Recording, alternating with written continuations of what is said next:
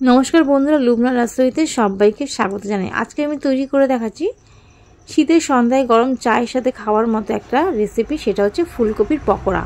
এটা গরম চায়ের সাথে খেতে অসাধারণ লাগে। ফুলকপি পকোড়া বানানোর জন্য এখানে আমি ছোট ছোট করে ফুলকপিগুলোকে কেটে নিয়েছি। তারপর গরম জল দিয়ে কিছুক্ষণের জন্য আমি এটা ভাপানোর জন্য রেখে দেবো, যাতে ফুলকপিটা নরমও হয়ে আসে, আর যদি ভিতরে কোনো পোকামাকড় থাকে তাহলে সেটা বেরিয়ে আসবে। ততক্ষণে আমি একটা ব্যাটার তৈরি করে নিয়েছি। বোলের মধ্যে নিয়ে নিলাম 4 চামচ ময়দা আর 2 চামচ কর্নফ্লাওয়ার। কর্নফ্লাওয়ারের পরিবর্তে চালের গুঁড়োও ব্যবহার করতে পারেন। দিয়ে দিলাম 1/2 চামচ হলুদের গুঁড়ো, লঙ্কার গুঁড়ো 1/2 চামচ, কাশ্মীরি লঙ্কার গুঁড়ো 4 ভাগের 1 ভাগ, আর ভাজা মশলা, যার মধ্যে ধনে, জিরে, মৌরিকে আমি শুকনো খোলায় একটু ড্রাই রোস্ট করে গুঁড়ো করে নিয়েছি। ভালো করে সমস্ত উপকরণগুলোকে মিশিয়ে নেওয়ার পর তাতে দিয়ে দিলাম আদা রসুন বাটা 1/2 চামচ, আর টেস্টের জন্য দিয়ে দিলাম টমেটো সস। টমেটো সসটা দিলে এই ব্যাটারে খুবই স্বাদটা ভালো আসে। অবশ্যই একবার এটা দিয়ে দেখে নেবেন।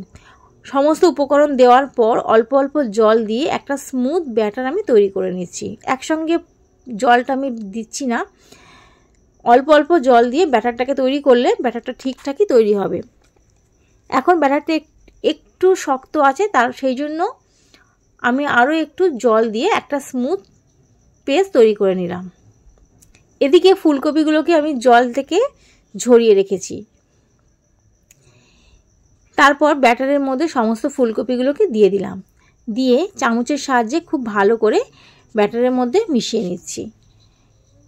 যদি আপনাদের এই রেসিপিটা ভালো লেগে থাকে তাহলে চ্যানেলটাকে সাবস্ক্রাইব করবেন, পাশে থাকা বেল আইকনটি প্রেস করবেন, লাইক, কমেন্ট এবং শেয়ার করবেন। আর অবশ্যই একবার বাড়িতে তৈরি করে সবার সঙ্গে পরিবেশন করবেন। একটা ফ্রাই প্যান বসিয়ে দিয়েছিলাম, তেলটা দিয়ে দিয়েছি। তেলটা গরম হয়ে যাওয়ার পর ব্যাটারে চুবিয়ে রাখা ফুলকপিগুলোকে দিয়ে এপিট ওপিট করে লাল লাল করে ভেজে নিচ্ছি। আর গ্যাসের ফ্লেমটাকে এখন আমি লোতে রেখেছি। তেলটা গরম হয়ে যাওয়ার পর গ্যাসের ফ্লেমটাকে লোতে রেখে দিয়েছিলাম, যাতে ফুলকপিগুলোকে ভিতর থেকে পুরোপুরি ভালো করেই সিদ্ধ হয়ে যায়। সমস্ত ফুলকপিগুলোকে একসঙ্গে আমি দিইনি, কিছুটা দিয়েছিলাম। সেগুলো যখন একদিক ভাজা হয়ে গেছে, ফ্রাই প্যানের এক সাইড করে ব্যাটারে চুবিয়ে রাখা অন্য ফুলকপিগুলোকেও দিয়ে দিলাম। দিয়ে সমস্তগুলোকে একসঙ্গে লাল লাল করে ভেজে নিয়েছি। এখন এগুলোকে তেল থেকে তুলে নিচ্ছি।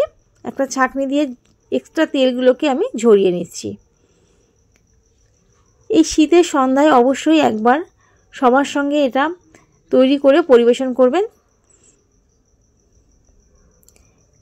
একটা প্লেটের মধ্যে কাগজের উপরে রেখে দিলাম, যাতে এক্সট্রা যে তেলটা থাকে সেটা অ্যাবজর্ব করে নেয়। আর এটা সসের সাথে পরিবেশন করছি আমি, টমেটো সস আর গ্রিন চিলি সস। আপনারা নিজেদের পছন্দ মতো সসের সাথে পরিবেশন করবেন। আজকে তাহলে এই পর্যন্তই। আবারও ফিরে আসবো নতুন কোনো ভিডিও নিয়ে। আর ভিডিওটি দেখার জন্য ধন্যবাদ।